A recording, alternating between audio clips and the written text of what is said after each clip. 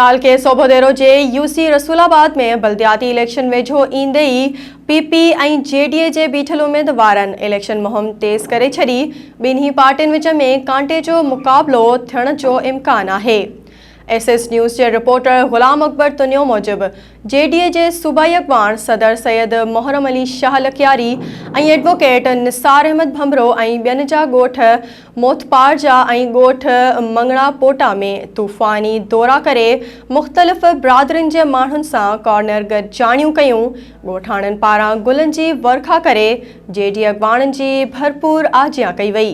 उन मौक़े ते पीपीयूसी रसूलाबाद जो सीनियर अगवान वडेरो सुधीर सहतो इकबाल चन्ना, कांडेरो खान चन्ना, अब्दुल रज़ाक चन्ना, हुसैन बख्श चन्ना, तस्लीम सहतो, अलहर रखियो मंगी, मुख्तियार मंगी, दोस्तनि मुख़्तलिफ़ बिरादरियुनि जे मोज़ज़नि समेत पीपल्स पार्टी के अलविदा करे जेडीए में शमूलियत करण जो ऐलान करे छॾियो। उन मौक़े ते अगवाननि मीडिया सां ॻाल्हाईंदे चयो त पीपल्स पार्टी 13 सालनि में अवाम के बुख ऐं बदहाली खां सवाइ कुझु बि नाहे ॾिनो।